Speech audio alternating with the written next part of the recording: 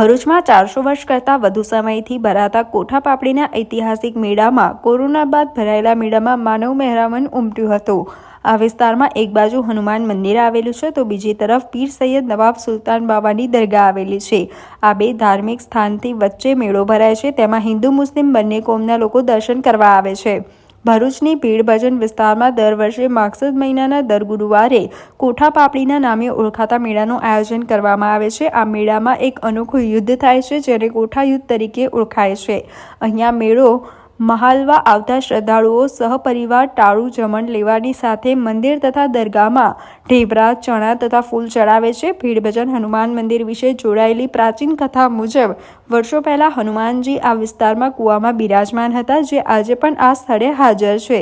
મંદિરના ભોર તળિયાના ભાગે નાના મોટા 7 હનુમાનજીની પ્રતિમાઓ જોવા મળે છે। મેળામાં કોઠા પાપડી અને ફૂલની લારીઓ ઊભી રહે છે। કોઠા પાપડીના મેળામાં કોઠા લડાવવાનું ચલણ હોય। અહીં આવતા બાળકો, યુવકો, યુવતીઓ સહિત એકબીજા સાથે કોઠા લડાવે છે। જેનું કોઠું તૂટે તે પોતાનું કોઠું બીજાને આપી દે છે। ભીડ ભજન હનુમાનના મંદિરની સામે સૈયદ પીર નવાબ સુલતાન બાવાની દરગાહ આવેલી છે, જે દરગાહની સ્થાપના દરગાહ બહાર ફારસી ભાષામાં 1058માં થયાનું દર્શાવ્યું છે। કોઠા પાપડીનો મેળો ભરૂચની એક આગવી ઓળખ સમાન છે। શહેર અને જિલ્લાની હિન્દુ મુસ્લિમ પ્રજા વર્ષોથી ચાલતી આવતી પરંપરા અને સંસ્કૃતિને જીવંત રાખી કોમી એકતાનું અનોખું ઉદાહરણ પૂરું પાડી રહ્યા છે।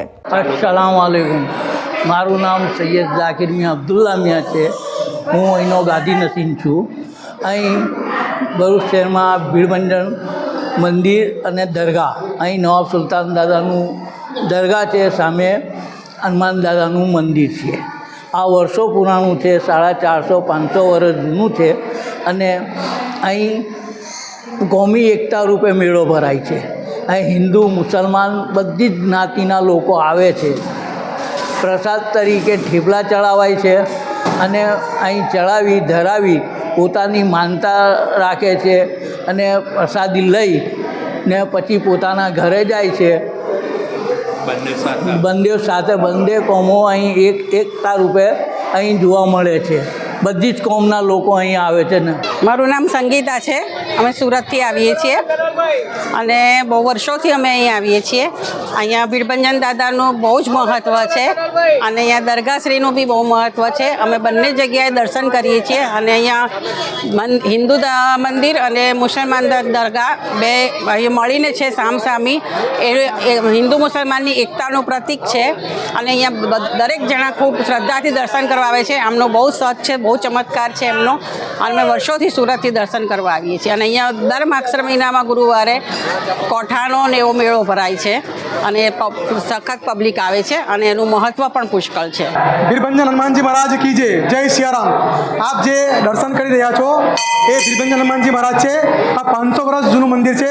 અહીંયા જે શ્રદ્ધાળુઓ છે તેલ ચડાવે છે, એ તેલ હનુમાનજી મહારાજના મસ્તક પરથી સીધું પાતા કૂવામાં જાય છે અને પાતા કૂવામાં જઈને હનુમાનજી મહારાજ પર જાય છે અને ભક્તોની સર્વની મનોકામના પૂર્ણ થાય છે। માગસર મહિનાના ગુરુવારે અહીંયા આગળ લાખો શ્રદ્ધાળુઓ આવે છે અને આ જે મેળો છે એનું મહત્ત્વ એ છે કે જે પણ શ્રદ્ધાળુઓ છે એ આખો દિવસ અહીંયા આવીને પોતાના ઘરથી ઢેબરા અને તલ લઈને આવે છે અને હનુમાનજી મહારાજે ચડાવીને પોતે આરોગે છે અને સર્વની મનોકામના પૂર્ણ થાય છે। બોલો ભીડભંજન હનુમાનજી મહારાજ કી જય।